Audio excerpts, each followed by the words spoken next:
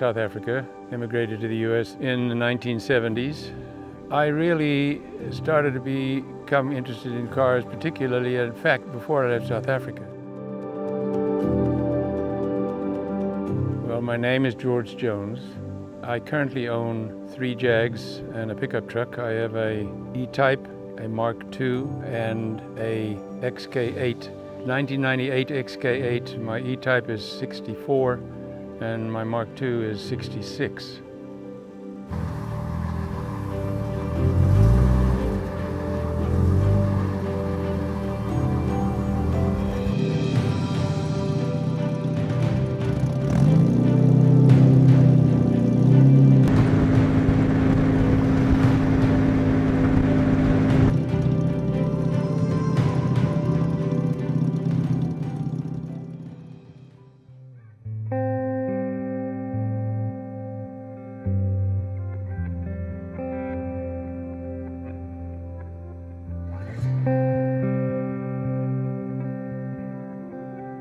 In the 70s, I had an occasion to buy a Mark II that was going to be junked, and I purchased it and did a complete restoration on it before I immigrated to the United States, and did a complete ground-up restoration on that car. And so that got me really seriously interested in Jags. And then when I came to this country, my first restoration was an MGB, a 1972 MGB. But following that, then I really got more serious and got into Jags, and my first Jag purchase was the Mark II, which is, as I said earlier, was in 1966.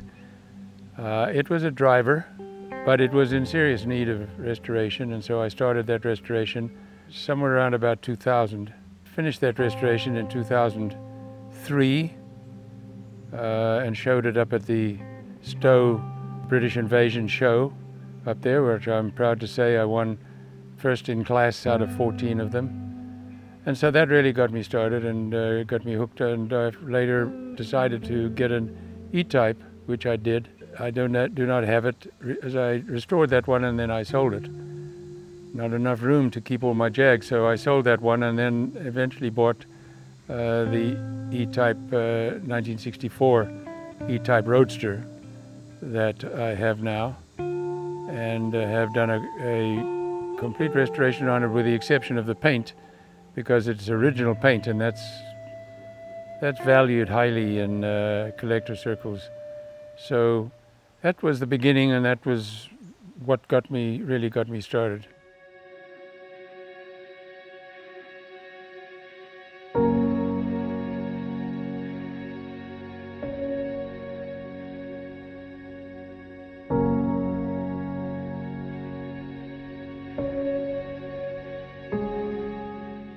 Both of these cars are 3.8 liter engines. They fundamentally very similar engines. The Mark II has 2 SU carburetors. The E-Type has 3 SU carburetors. They claim 265 horsepower. I think everyone is inclined to believe that it's closer to 220 for the E-Type. The Mark II has a 4-speed manual gearbox with overdrive. The E-Type had a 4-speed, but now has a 5-speed. The 5th gear really reducing the RPM considerably. The Mark II is a unibody in that it doesn't have a frame. The E-Type is unibody from the firewall back, but from the firewall front forward, it has a engine support frame, and it is all components are removable.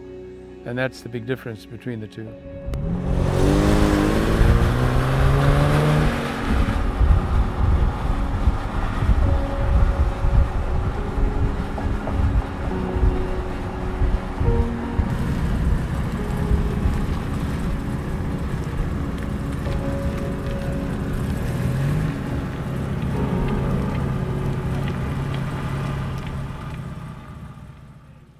Oh, geez.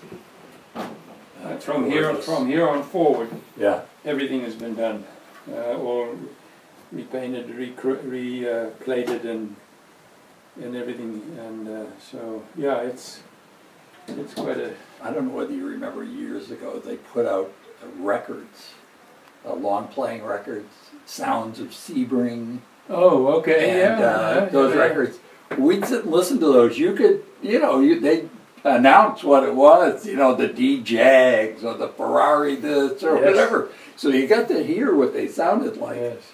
So you could identify it. But see this? These ramps. maybe you had a different wheelbase. No, because the trouble is, if you try to drive it out, Yeah. the exhaust and everything hooks on. Oh it. yeah. So I have that ramp which goes way out there. So that's why for the E-type Smoother here for my XK8, which is not here at the moment. Yeah, they're sitting at the right level. We were just talking about that. The cars now, the sounds and so forth. You drive a car like this, you better know when you can shift.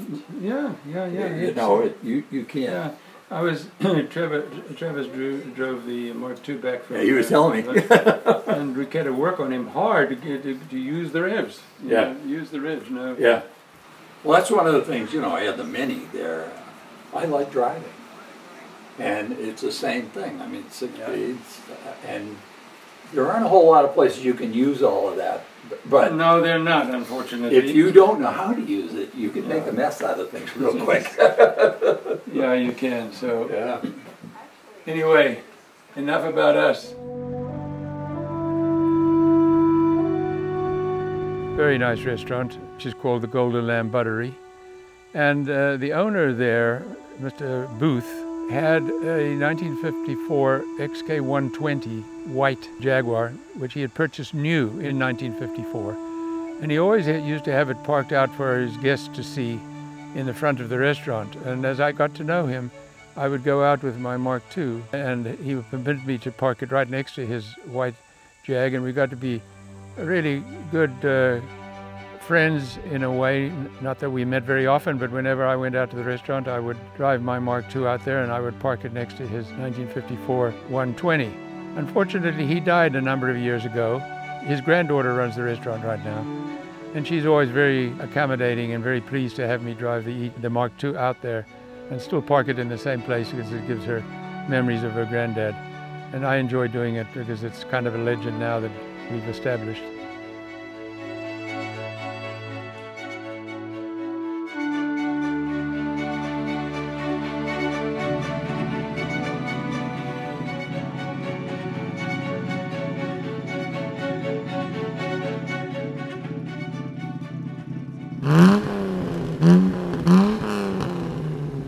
My Mark II, I won numerous concours awards on that. Over the probably 13 years that I showed that car, I won a lot of best-in-class awards.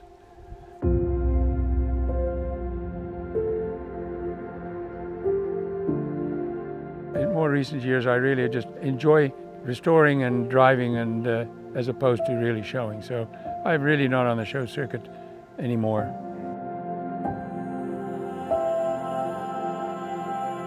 Well, I think at this point in time, I'm down to the 3 Jags. I'm going to keep those 3.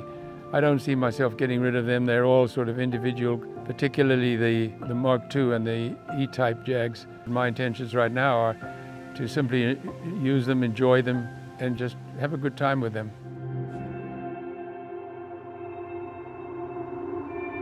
Classic cars are my hobby, and let everybody enjoy the future.